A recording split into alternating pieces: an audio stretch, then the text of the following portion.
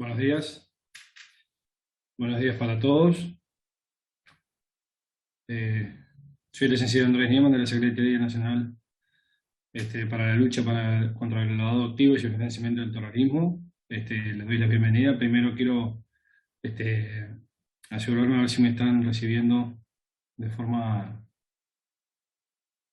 clara y están teniendo imagen y sonido. Todo perfecto, Andrés. Muy bien, muchas gracias. Bueno, nuevamente les doy la bienvenida a todos. Estamos en la tercera etapa de la presentación, capacitación para todos los sujetos obligados del sector no financiero. En esta oportunidad contamos con la presencia de los sujetos obligados del sector contadores. Vamos a estar hablando del análisis y gestión de riesgos, del lavado activo y financiamiento del terrorismo, y posteriormente el contador Fernando Fuentes de la Unidad de Información y Análisis Financiero del Banco Central nos va a estar acompañando para hablar sobre el reporte de operaciones sospechosas. En esta instancia les recuerdo que esta oportunidad, esta capacitación es de carácter abierto y gratuito. Las presentaciones y todos los materiales que vamos a estar mostrando en esta oportunidad van a estar colgados en la página web de la Secretaría Nacional, a disposición de todos. Las preguntas les solicitamos que por favor las hagan vía chat, las cuales van a ser respondidas a la brevedad por nuestro departamento legal y la parte de análisis de riesgos. Así que, bueno, esperamos que sea una buena instancia para estar nuevamente en contacto, y posteriormente, como siempre, saben que estamos a las órdenes para cualquier otra consulta. Sin demorar más, voy a pasar a compartir pantalla de la presentación que vamos a estar tratando el día de hoy respecto al análisis y gestión del lavado de activos y financiamiento del terrorismo.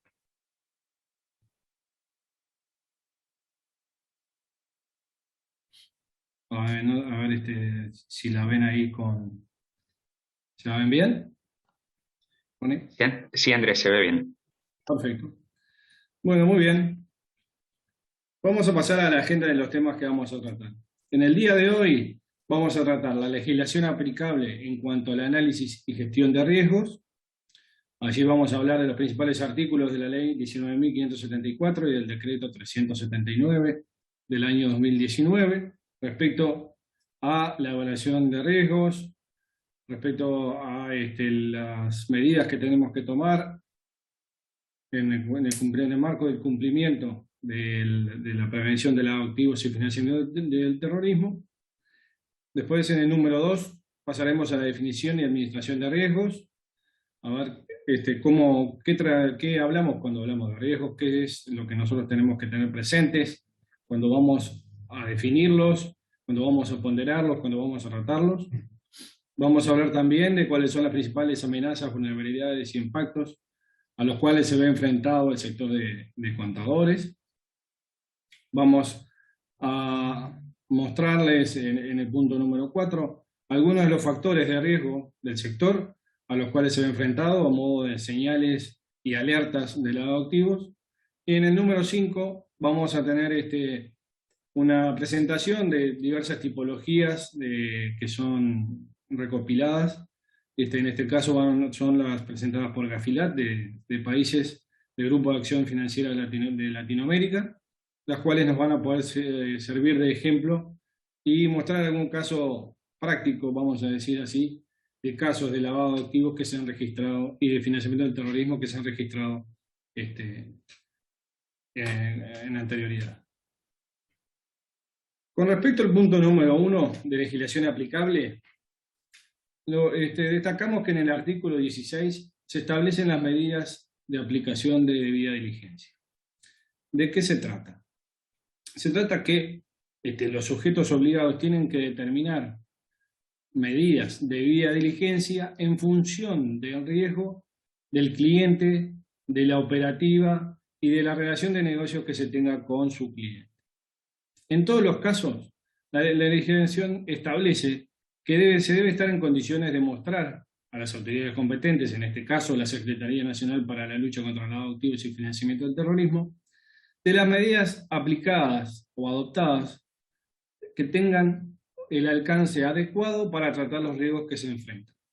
¿Cómo el sujeto obligado lo hace? Bueno, lo hace a través de una presentación por escrito, de un informe, en el cual relate, en el cual describa cómo fueron las medidas que se tomaron para determinar el riesgo de los clientes, de la operativa y de las ubicaciones geográficas y presentarlo. En este sentido, más o menos desde el principio de lo que es la legislación de prevención de lavado de activos, con respecto a los riesgos y a la evaluación basada en riesgos, el Grupo de Acción Financiera Internacional establece en su recomendación número 1 que todos los países, y después bajado a lo que es la actividad privada y pública en su caso, pero de los sujetos obligados, no establece que cada uno de los actores debe identificar, entender y comprender los riesgos que enfrenta. No existe una planilla, no existe una checklist que todos tengan que aplicar de manera idéntica, pero sí es importante que, como se dice acá, si el sujeto obligado presente su estudio, presente su enfoque, porque en definitiva la percepción del riesgo del propio sujeto obligado es mucho más cercana, es mucho más acertada que la que puede ser una brindada a través de una planilla o esquema universal para todos los sujetos obligados. Obviamente, en este caso que hablamos de los contadores públicos y otras personas físicas o jurídicas que actúan en calidad de independientes, que realizan determinado tipo de actividades. Recordemos que los contadores no son sujetos obligados por todas las actividades que desarrollan. Las actividades que están bajo el cumplimiento de la normativa de prevención de lavado de activos y financiamiento del terrorismo son 10 actividades, las cuales están establecidas en el literal J del artículo número 13 de la ley 19.574. A grandes rasgos, son las promesas y cesiones y compraventa de bienes inmuebles, administración de dinero y valores de terceros, la administración de cuentas bancarias de ahorro o valores, la organización de aportes para la creación, operación o administración de sociedades, la creación, operación, administración de personas jurídicas y otros institutos jurídicos, promesas, cesiones de promesas, compraventas de establecimientos comerciales, actuación por cuenta de clientes de cualquier operación financiera o inmobiliaria, actividades descritas en el literal H de la ley, que es la provisión de servicios societarios, la confección de informes de revisión limitada de estados contables en condiciones que establezca la reglamentación del decreto 379/19 y la confección de informes de auditoría de estados contables.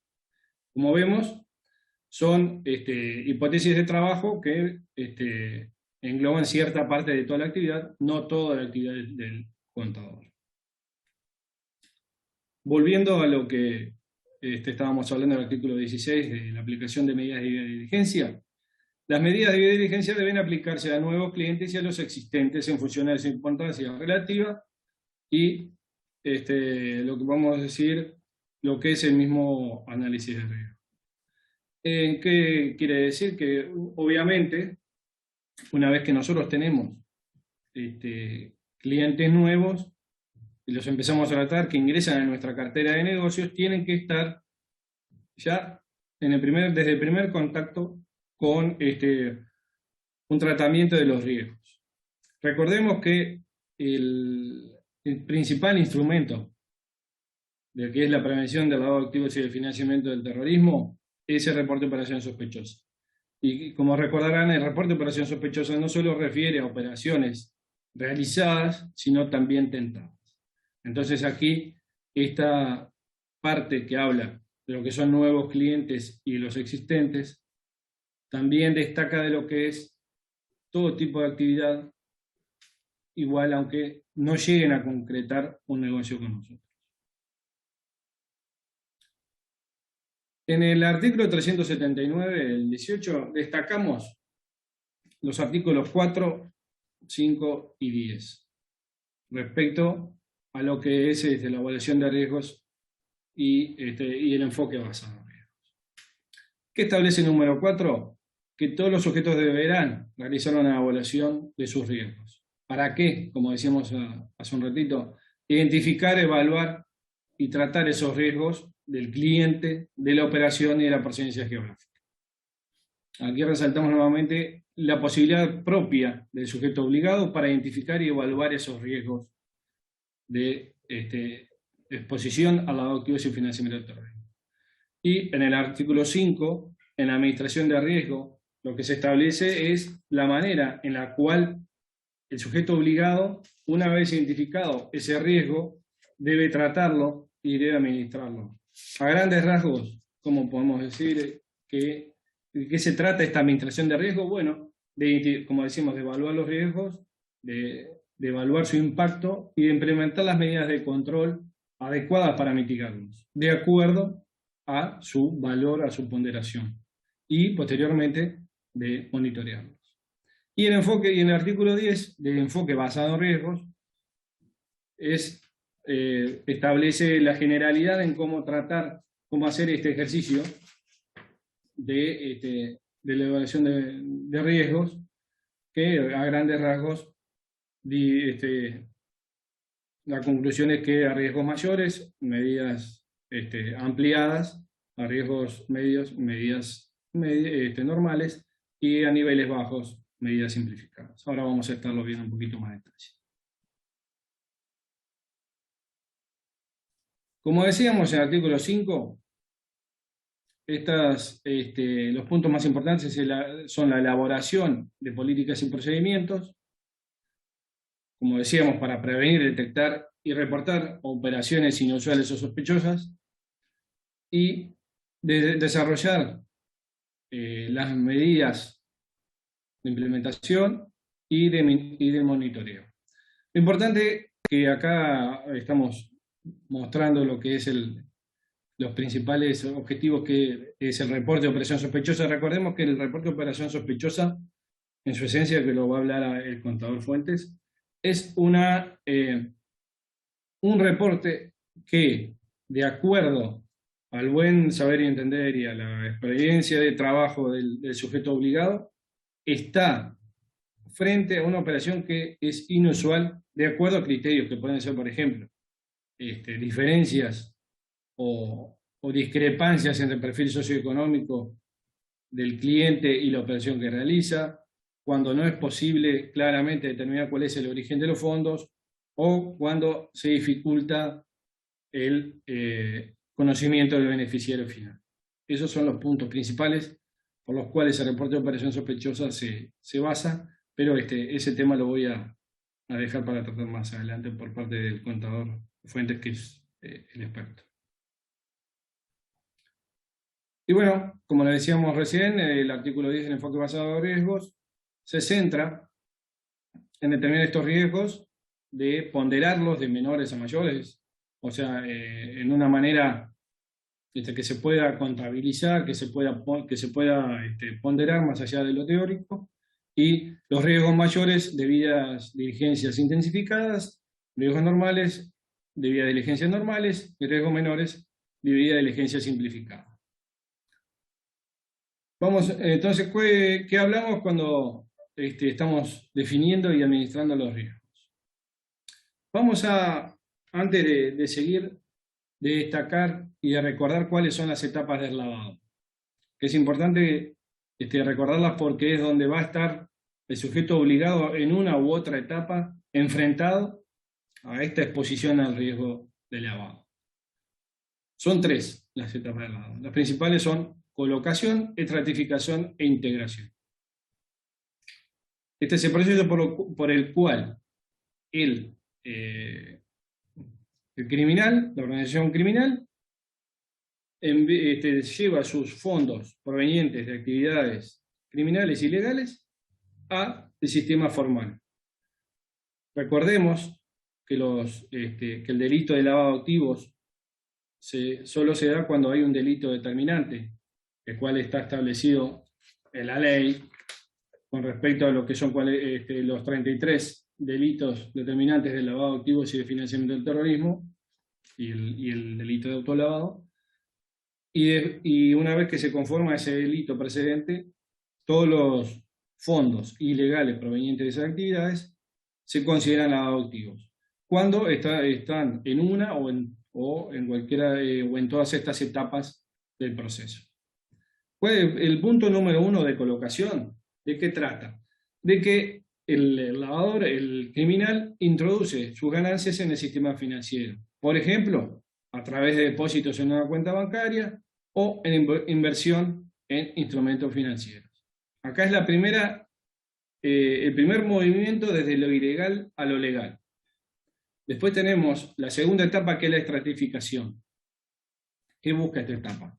Realizar múltiples transacciones que separen los fondos de su fuente ilegal, brindando opacidad, brindando oscuridad de cuál es el origen de los fondos y cualquier eventual ejercicio de rastreo. Por ejemplo, ¿a través de qué? De transferencias bancarias. En el primer momento de la colocación fue ingresar los fondos, los activos, al sistema legal, y una vez que están en él, tratar de diseminarlos, de desparramarlos, para que su fuente no sea fácilmente reconocida o identificable. Y la etapa final es la integración. Una vez que esos fondos han sido ingresados al sistema financiero y se separaron de su fuente inicial, se buscan que se integren a la economía a través de otros actores, de otras actividades. Por ejemplo, la creación y gestión de empresas ficticias y la compra de bienes y activos. Como ven, el proceso se concentra siempre lo más fuerte en separar a los activos y los bienes de la identificación clara del beneficiario final y del origen de los fondos. Estas son las etapas del lavado en las cuales el sujeto obligado puede verse expuesto en su actividad. Entonces, ¿cuál es esa definición del riesgo? Es el riesgo que, de todo el proceso anterior que veíamos, el sujeto obligado se vea utilizado directa o indirectamente a través de sus operaciones como instrumentos para el delito de lavado de activos y financiamiento del terrorismo. Esto, como vemos, nos va a servir recordar que no solo es una situación, sino pues el proceso de lavado es todo una cadena de acontecimientos en los cuales el sujeto obligado puede verse expuesto en la primera parte, en el medio o en todo el proceso. Y allí es donde nosotros destacamos que debe estar atento su participación para, en caso de determinar algún tipo de situación inusual, sea reportado a la autoridad competente. ¿Qué hablamos cuando hablamos de riesgo? Lo importante de determinar aquí es que el riesgo, en primera instancia, es una creación teórica, es una función que tenemos entre lo que es la amenaza, la vulnerabilidad y el impacto. ¿De qué hablamos cuando hablamos de amenaza? Amenaza es aquella persona o grupo de personas o grupo criminal organizado que tiene potencial de afectar, ya sea el normal devenir de un Estado, sociedad o economía, en general. En cuanto al contexto de lavado de activos y financiamiento del terrorismo, esto en qué se muestra, dónde aparece, en la actividad criminal, en las organizaciones criminales, en los grupos terroristas, integrantes, fondos y cualquier otra actividad delictiva futura que pueda ser considerada como delito presente en la actividad y financiamiento del terrorismo. ¿Cuál es su principal característica? Que es extrínseca al sistema. El sujeto obligado no tiene participación en él. Está fuera de su área de acción, de su burbuja, como diríamos ahora, en términos actuales.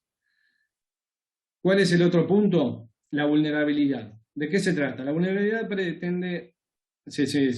consuma en aquella brecha, en aquella debilidad que tiene el sistema por la cual la amenaza, el criminal, se conduce, se maneja para realizar sus actividades. Toda aquella red que tenemos de prevención de lavado de activos a través de la legislación, de la aplicación de la legislación, obviamente tiene sus brechas. Y allí donde ve las brechas o donde está más débil es donde actúa el criminal. Esa sí es intrínseca al sistema. Esa sí puede ser tratada, mejorada y gestionada por el sujeto obligado y por el organismo de control de gobierno. Entonces, ahí está nuestro trabajo. Y la consecuencia o el impacto se refiere a aquellos daños que puede causar la actividad sobre todo el sistema transversal, a todo lo que es la economía, la sociedad, la política, todo lo que actúa y contamina los fondos del lavado de activos y del financiamiento del terrorismo.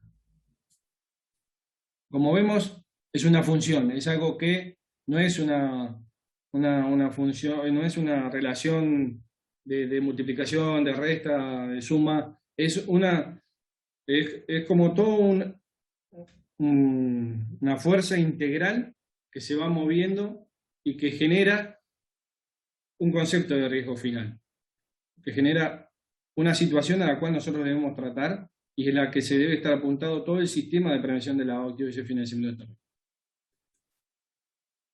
¿Cuáles son las principales amenazas? Bueno, de acuerdo a la Evaluación Nacional de Riesgo de 2017 de la Secretaría Nacional, los principales riesgos, las principales amenazas, que se ven sobre el país son las modalidades delictivas de narcotráfico, contrabando, corrupción, delito fiscal y trata y tráfico de personas. Estos son los delitos que están moviendo más fondos y se desarrollan con más fortaleza, con más presencia en el país. Como decíamos hace un ratito, estos delitos son los que están enmarcados dentro de los delitos presentes de lavado de activos y financiamiento del terrorismo que generan el delito de lavado de activos. ¿Cuáles son las principales vulnerabilidades que estamos viendo? Bueno, en general, todos los sectores de sujetos obligados, todo el sistema se ve expuesto a mayores o menores vulnerabilidades.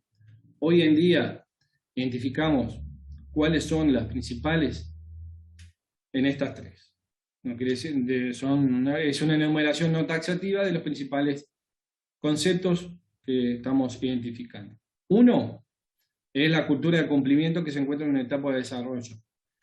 Esto es hablando en general del sector no financiero, en el cual tenemos sectores que están con una fortaleza más importante, como puede ser los casos de los sectores de actividad no financiera que tienen años ya como sujetos obligados, una experiencia acumulada, y otros sectores que están introduciéndose como sujetos obligados.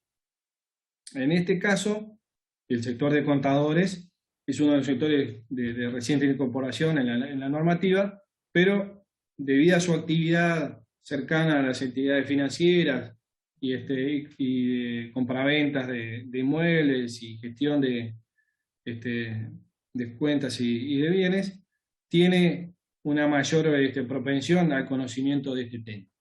Así que no estamos hablando de un sector que está verde, como puede ser, por ejemplo, organizaciones sin fines de lucro, pero sí un sector que está desarrollando, que está creando su expertise en lo que es la prevención de lavado de activos y financiamiento del terrorismo. ¿Cuál es otro punto? Son las dificultades del conocimiento del ambiente de la actividad. ¿Qué nos referimos con esto? Como decíamos, el sector no financiero es heterogéneo y dentro de cada sector también lo es. Entonces, existen determinado tipo de figuras de contadores o de quienes realizan este tipo de actividades que tienen una fortaleza, una capacidad de recursos para brindar en lo que es la prevención de lavado de activos y financiamiento del terrorismo mayor que otros, ya sean sistemas de consulta de datos tipo WorldCheck, ya sea la contratación de servicios de debida diligencia, y también tenemos aquellos trabajadores independientes, los cuales, bueno, tienen que realizar su propia diligencia, sus propios estudios de riesgo, sus propios análisis, y ahí tenemos una varianza entre lo que es la fortaleza de uno u otro, lo que no quiere decir que uno sea más efectivo que el otro, pero sí es importante que se tienen más facilidades. Y el último punto son las dificultades para el conocimiento del cliente y la determinación del origen de los fondos. En el caso de los contadores y los proveedores de servicios societarios, deben ser de los sectores que se ven más expuestos a este tipo de vulnerabilidad, en el sentido de que tratan con muchas figuras, las cuales es difícil determinar claramente quién es el beneficiario final y quién es, de dónde es el origen de los fondos de que se trata. Entonces, teniendo en cuenta estas vulnerabilidades, vamos a tener que estas y cualquier otra particular que tenga el sujeto obligado, recordemos que ahí van a tener que estar apuntadas las medidas para mitigar los riesgos. Y los impactos que tenemos sobre el sector no financiero, sobre este caso, los sujetos obligados del sector de contadores, y entre otros tenemos estos cuatro. Uno, ese riesgo reputacional. Obviamente, el profesional que se vea involucrado en algún tipo de delito o en algún tratamiento legal, noticia o proceso legal que tenga que ver con lavado de activos y financiamiento del terrorismo, obviamente el factor reputacional va a ser seriamente afectado. Otro impacto o consecuencia va a ser el legal. El sujeto obligado, no dando cumplimiento con un tratamiento estricto, un tratamiento correcto de lo que es la normativa de prevención, va a tener apercibimientos sobre observaciones y multas. Y en caso de estar involucrado como actor en un proceso criminal de lavado de activos y financiamiento del terrorismo, va a tener una formalización o sentencia, obviamente. ¿En qué se redondean todas estas pérdidas? En pérdidas económicas, en pérdidas para el sujeto obligado que van a afectar, obviamente, sus rendimientos, su actividad. ¿Cómo vamos acercándonos a lo que es la ponderación de riesgo? Nosotros tenemos, como veíamos en la legislación, tres vectores principales de riesgo. Uno es el cliente, otro es la operativa y otro es la procedencia geográfica.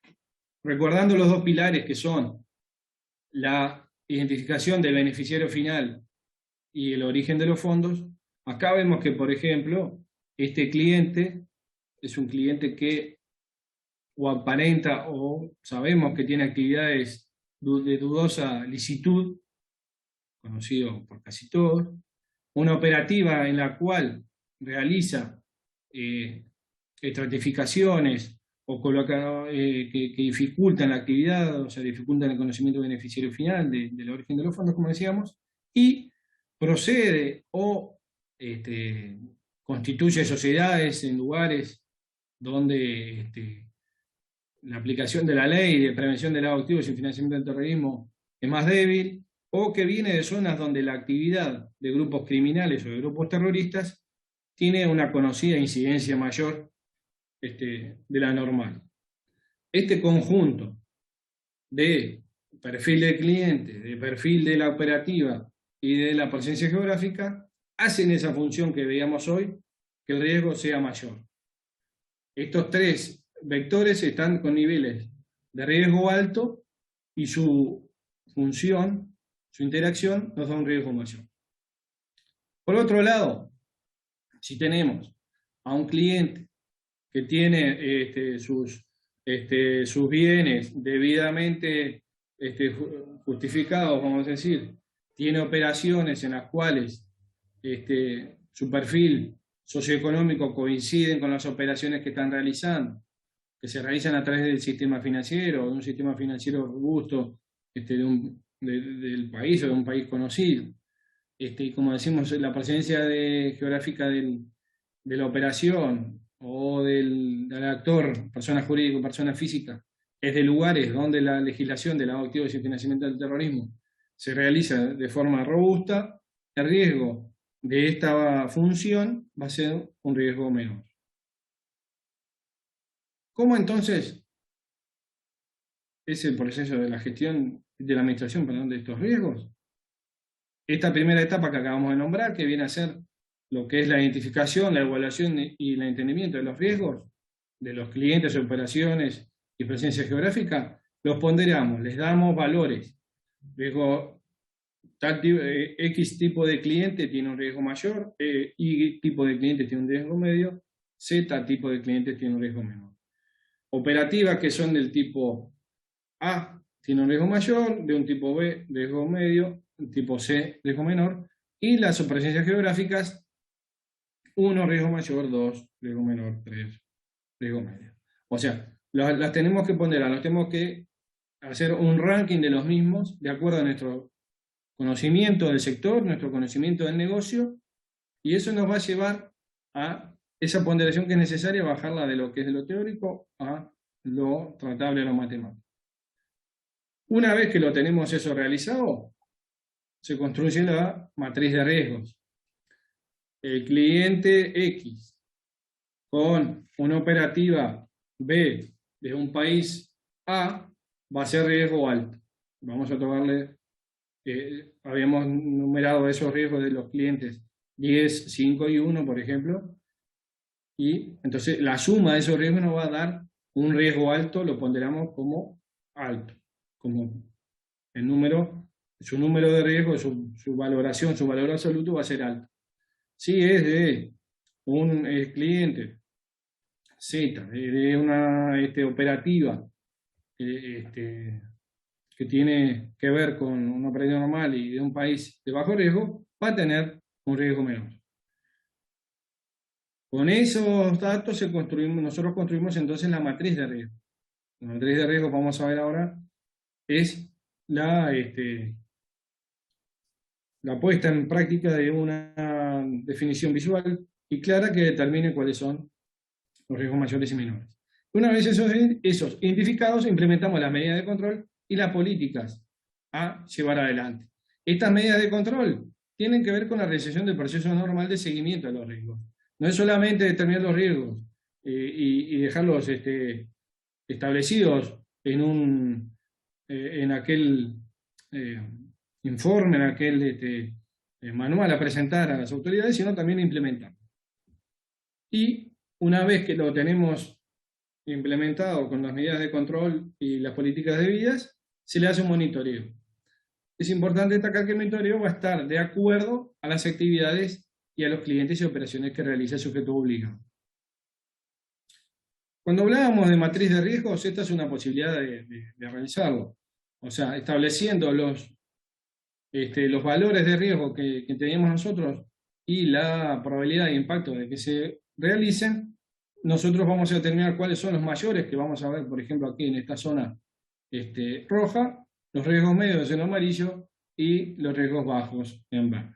De acuerdo a ello vamos a tener un ranking, como decíamos, de actividades, de clientes, de operativas, de procedencia geográfica que nos van a determinar nosotros esas red flags para que nosotros apliquemos las medidas de riesgo que son necesarias. Recordemos, riesgos mayores, medidas intensificadas, riesgos medios, medidas normales y riesgos bajos, medidas simplificadas.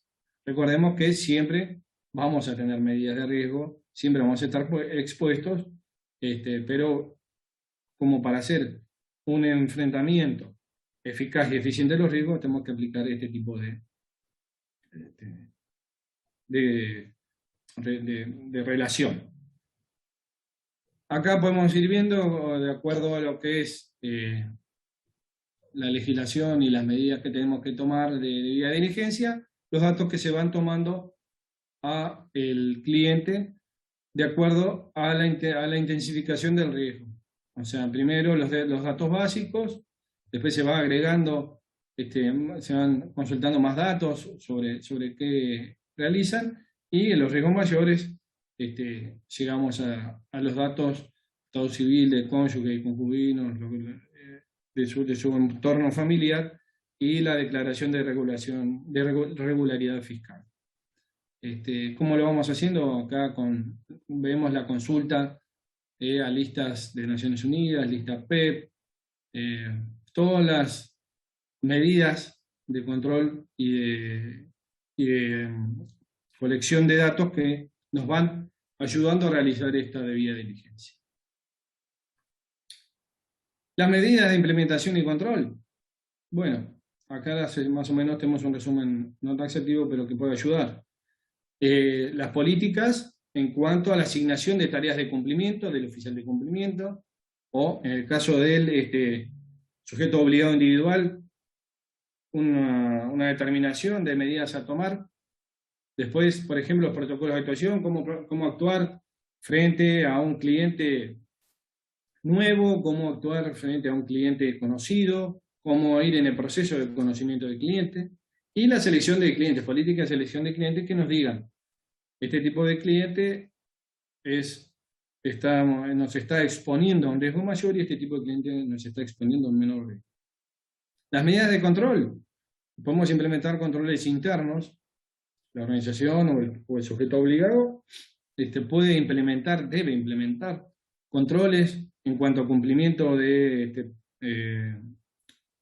preservación de registros, cumplimiento de actualización de datos del cliente, procedimientos de actualización de listas de Naciones Unidas, de listas PEP, de listas de interés que puedan tener, de cumplimientos internos en cuanto a la registración como sujeto obligado en el registro de sujetos obligados.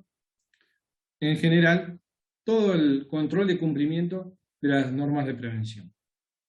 Y, valga la redundancia, los cumplimientos, si esos controles se están realizando, de llevar un control, una relación del nivel de adhesión a todos estos controles. En cuanto a auditorías, es importante establecerlas en cuanto a que son un instrumento más de verificación del cumplimiento, de establecer una frecuencia, una profundidad y el monitoreo. El monitoreo es importante destacar que ese monitoreo de las políticas y de los controles antilavado van a estar estrechamente relacionados al tipo de cliente, de negocio, de operativa que realiza el sujeto obligado. Si el sujeto obligado tiene una cartera de clientes fija, en la cual sus clientes se operan de la misma manera y no presentan grandes variaciones, el monitoreo va a ser más espaciado, no va a ser tan seguido. Si el sujeto obligado tiene una cartera de clientes que se renueva frecuentemente, que tiene una amplia gama de servicios, o que trata con distintos tipos ya sea de sujeto de cliente o de operativa, ese monitoreo obviamente va a tener que ser más periódico, va a tener que ser más a corto plazo, de que estas medidas que se están aplicando de prevención del lavado activo se están siendo eficaces y eficientes. Está dentro del proceso normal de toda evolución del sistema de que cada tanto se vaya retroalimentando y monitoreando, y en caso de que se vea que el perfil de prevención está siendo eficaz y eficiente, se mantienen los controles, se pulen, se mejoran, pero más o menos se van manteniendo. Si vemos que de acuerdo a la actividad que nosotros estamos viendo, estamos determinando que estamos siendo más expuestos o podemos estar más expuestos a determinado tipo de riesgo, vamos a tener que realizar una nueva evaluación que trate estos riesgos nuevos, estos riesgos que se nos están presentando. La política general de prevención de riesgos no establece o no busca que el riesgo se elimine o no se trate.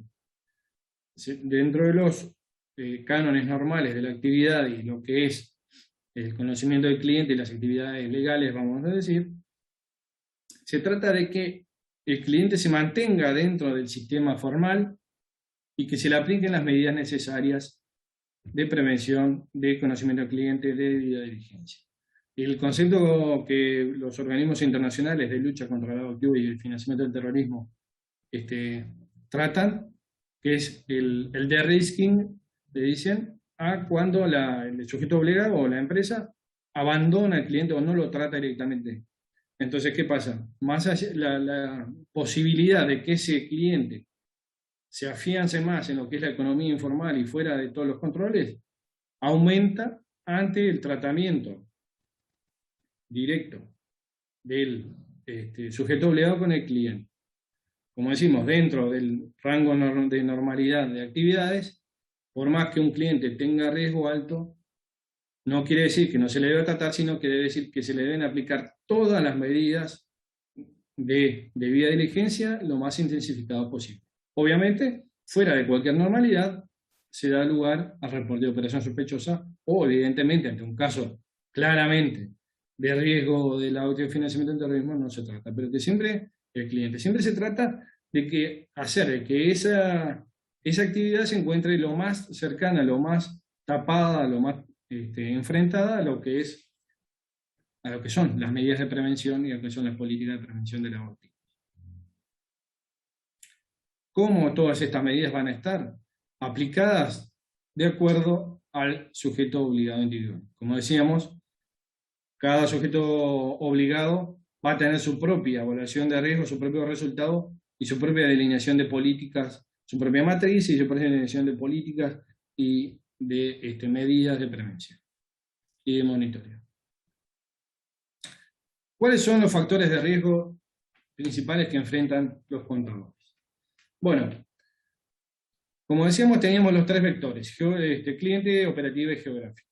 Respecto al geográfico, el criterio rector, diríamos, son todas aquellas personas físicas y jurídicas provenientes de áreas, jurisdicciones o países de riesgo mayor de lavado de activos, financiamiento del terrorismo y proliferación de armas de destrucción masiva.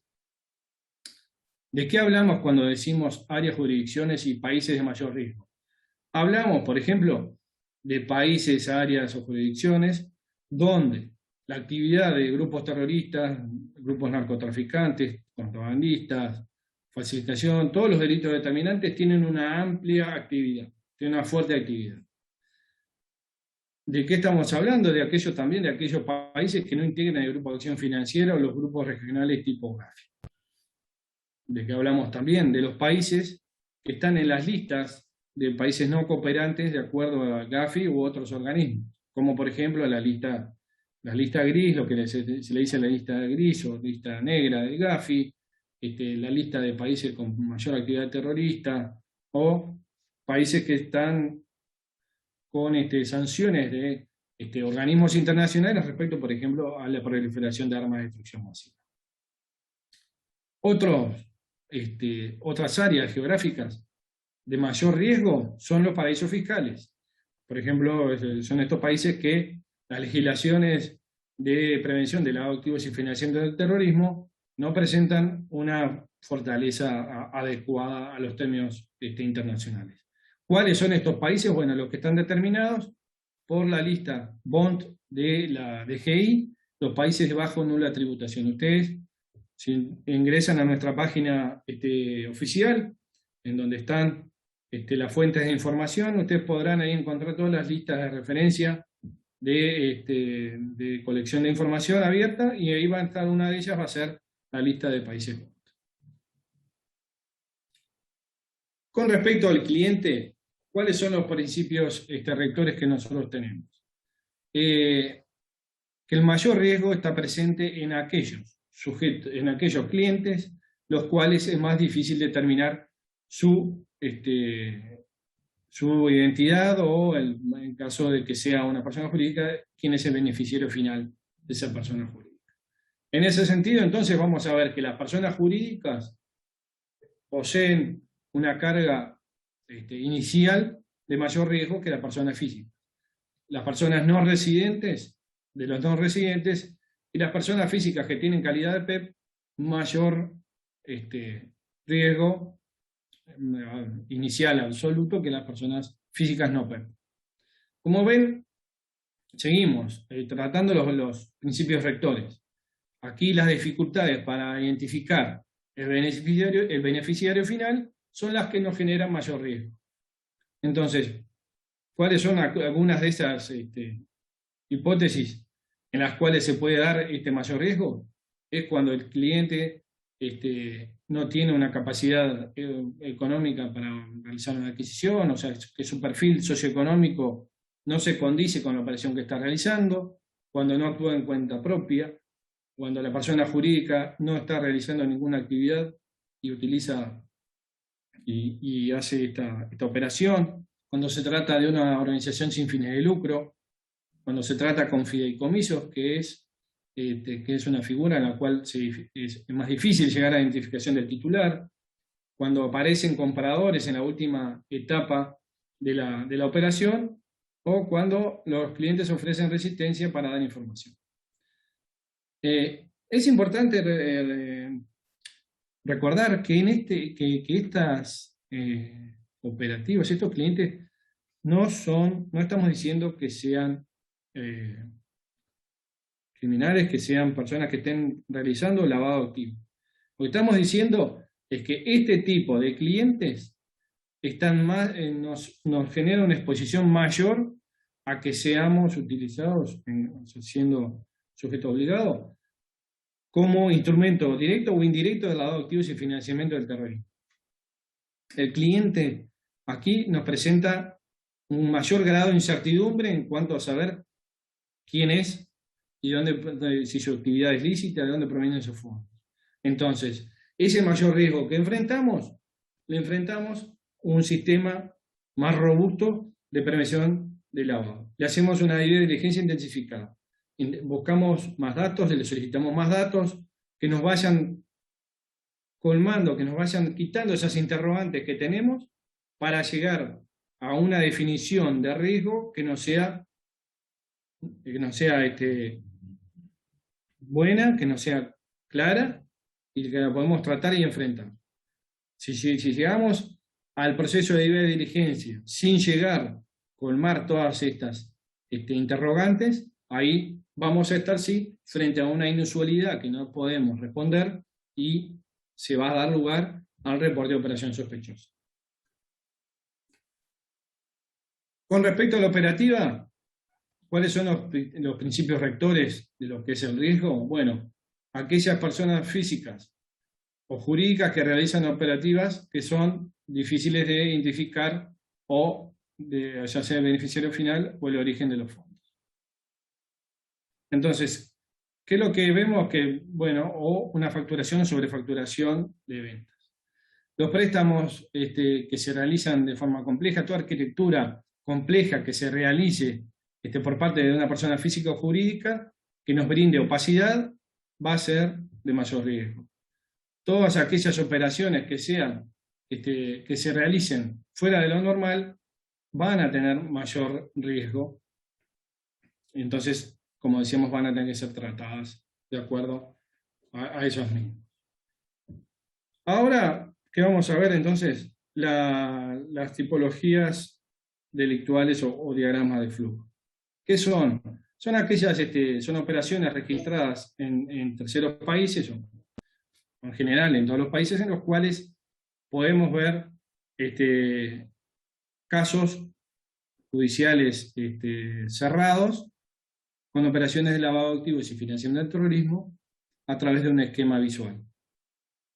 En este caso, podemos ver de que tenemos un contador y vamos a decir, un criminal, un lavador, que trabajan en conjunto. Que tenemos aquí a quien provee los fondos, aparece como asesor de varias compañías, de las cuales el contador ha abierto o ha realizado o pertenece en su al directorio como socio de todas estas empresas que son realizadas que son financiadas, que manejan fondos de lavado. O sea, hay una participación en conjunto de ambos sujetos para, a través de numerosas empresas, movilizar los fondos y, como ven acá, estratificarlos, ¿no? O sea, tratar de separarlos de lo que es el lavador y separarlos en diversas figuras como para que no sea fácil identificar quién es, de dónde proviene. Otro caso, ya un poco más complicado, podemos verlo aquí en una organización criminal, la vemos aquí, ubicada en una determinada región geográfica, que canaliza sus bienes a través de operaciones, canaliza sus fondos de origen ilícito a través de diversas operaciones. Como por ejemplo, estos flujos de efectivo iban a un grupo de colaboradores ubicados en otra región, aquí, en la cual hacían, por ejemplo, numerosas apuestas y concesiones permanentes en una empresa de vigilancia y seguridad, con presencia en la región inicial a través de concesiones de juegos y de máquinas tragamonedas y concesiones. En esta parte de este tipo de negocios no está tan relacionado con el contador, pero sí, por ejemplo, en empresas que el contador creaba a través de diversas operaciones contables, elaborando una doble contabilidad con el pago de una nómina paralela a los miembros de la organización terrorista. Esta actividad también estaba mezclada con el pago de premios a las actividades de juego que regenteaba en el país B. Estos recursos posteriormente eran cobrados por la organización criminal y utilizados para sus actividades. Este tipo de actividades financieras o de transferencias buscaba darle legitimidad a estos recursos, creando como un flujo ordinario de negocios a partir de juegos de azar y de vigilancia y hasta de una productora de cine. Este tipo de actividades buscaba legitimar, mezclar esos fondos ilegales con fondos legales y darle la fachada de una actividad lícita. Estos fondos, posteriormente, como decíamos, iban hacia el grupo criminal terrorista para financiar sus actividades. Es importante destacar también que también hay presencia de testaferros, los cuales realizaban compras de bienes de alto valor, que ya sean valor inmueble o autos de alta gama y embarcaciones. Como ven, siempre el principio básico de opacidad en cuanto a las operaciones y beneficiario final son las que dan el marco a las operaciones de lavado de activos y financiamiento del terrorismo. Y bueno, más o menos en general esos son los puntos que queríamos tratar en el día de hoy.